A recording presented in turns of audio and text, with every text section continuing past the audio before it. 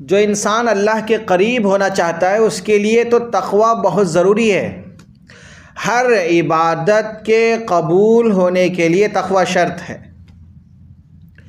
بغیر تقوی کے عمل قابل قبول نہیں ہوتا ہے۔ جس کے دل کے اندر اللہ کا ڈر ہے ہی نہیں، اللہ کا خوف دل کے اندر ہے ہی نہیں، تو وہ جو بھی عمل کرے لیکن وہ عمل اللہ کے خوف کے بغیر ہو، اللہ کے ڈر کے بغیر وہ عمل کیا گیا ہو، تو وہ عمل اللہ کے یہاں قبول ہونے کے لائق نہیں ہوتا ہے۔ اس لیے ہمیں چاہیے کہ ہر عمل تقوی کے ساتھ، اللہ کے ڈر کے ساتھ، اللہ کے خوف کے ساتھ کرنے کی ضرورت ہے۔ حضرت ابو ذر غفاری رضی اللہ تعالیٰ عنہ روایت کرتے ہیں، فرماتے ہیں کہ اللہ کے رسول صلی اللہ علیہ وسلم نے مجھے مخاطب کرتے ہوئے ارشاد فرمایا، اے ابو ذر، میں تم کو کچھ نصیحتیں کرنا چاہتا ہوں، ان کو تم توجہ سے سنو، غور سے سنو اور ان نصیحتوں پر عمل کرنے کی کوشش کرو۔ لیکن اللہ کے رسول صلی اللہ علیہ وسلم نے اتنا کہا، نصیحتیں ابھی نہیں کی۔ پہلے دن آپ صلی اللہ علیہ وسلم نے اتنا ہی کہا اور خاموش رہ گئے۔ ابو ذر غفاری رضی اللہ تعالیٰ عنہ فرماتے ہیں کہ میں انتظار کرتا رہا کہ آپ صلی اللہ علیہ وسلم وہ نصیحتیں کب بیان فرمائیں، لیکن آپ صلی اللہ علیہ وسلم نے اتنا ہی بیان فرمایا اور خاموش ہو گئے۔ دوسرے دن اللہ کے رسول صلی اللہ علیہ وسلم نے پھر حضرت ابو ذر غفاری رضی اللہ تعالیٰ عنہ کو وہی بات دہرائی، میں تمہیں کچھ نصیحتیں کرنا چاہتا ہوں، تم ان نصیحتوں کو غور سے سنو، ان کو یاد رکھو، ان نصیحتوں پر غور کرو، اس پر عمل کرنے کی کوشش کیا کرو۔ اتنا ہی کہا، پھر خاموش ہو گئے، نصیحتیں بتائے نہیں۔ پھر تیسرے دن بھی آپ صلی اللہ علیہ وسلم نے اسی طرح ارشاد فرمایا، یہاں تک کہ 6 دن گزر گئے۔ حضرت ابو ذر غفاری رضی اللہ تعالیٰ عنہ فرماتے ہیں کہ 6 دن کے گزرنے کے بعد 7ویں دن اللہ کے رسول صلی اللہ علیہ وسلم نے مجھے یہ نصیحت ارشاد فرمائی۔ 7ویں دن ارشاد فرما رہے ہیں۔ وہ نصیحتیں کیا ہیں؟ ایک نصیحت بہت ہی قیمتی ہے، اگر ہم ان 5 نصیحتوں پر عمل کر لیں ہماری زندگی کا کایا پلٹ جائے گا۔ بہت قیمتی نصیحتیں۔ سب سے پہلی نصیحت، اللہ کے رسول صلی اللہ علیہ وسلم نے ارشاد فرمایا، تم اپنے ظاہر اور باطن میں تقوی کا اہتمام کرو، یعنی کہ ظاہری اعتبار سے بھی متقی بن جاؤ، باطنی اعتبار سے بھی تم متقی بن جاؤ۔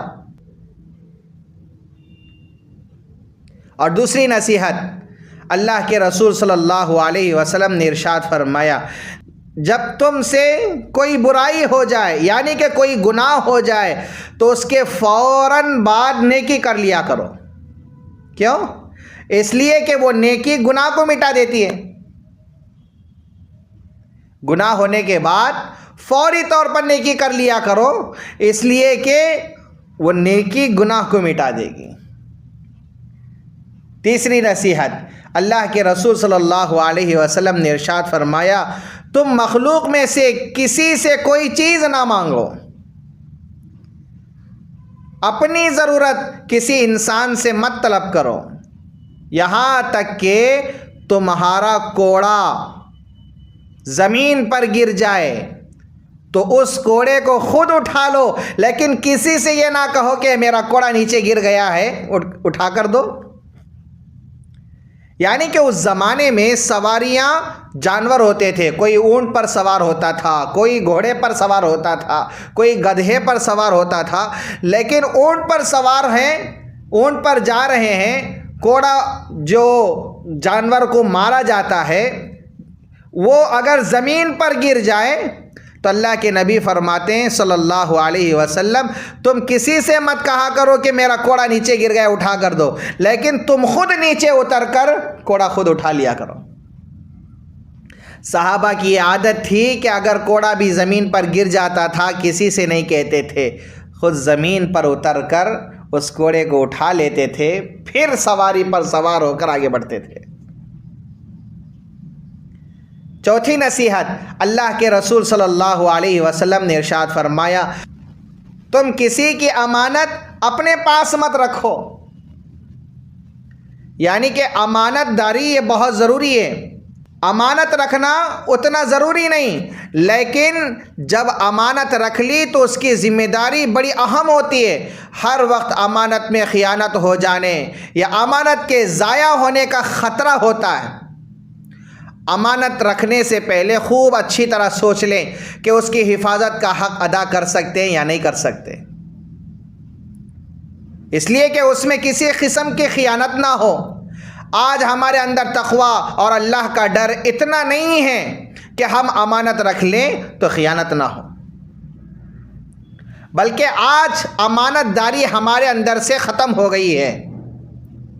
امانت رکھنے میں بدنامی کا خطرہ بھی ہے۔ بعض جھوٹا دعویٰ کر دیتے ہیں کہ ہم نے تو اتنی رقم رکھوائی تھی لیکن اب لینے کے دینے پڑ رہے ہیں۔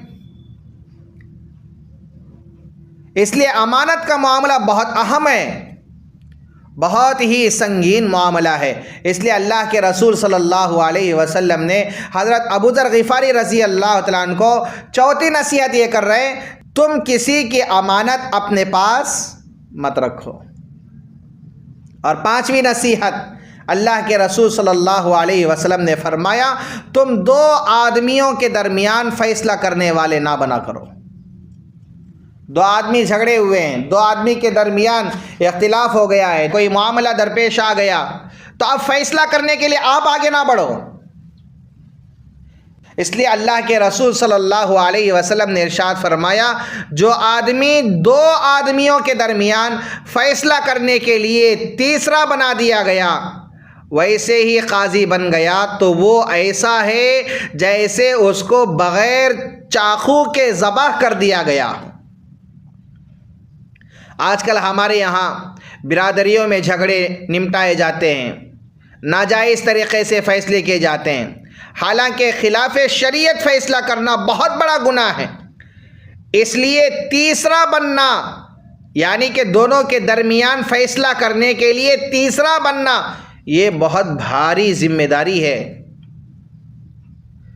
تو اس لیے اللہ کے رسول صلی اللہ علیہ وسلم نے حضرت ابو ذر غفاری رضی اللہ تعالیٰ عنہ کو پانچویں نصیحت یہ کی کہ تم دو آدمیوں کے درمیان فیصلہ کرنے والے نہ بنا کرو۔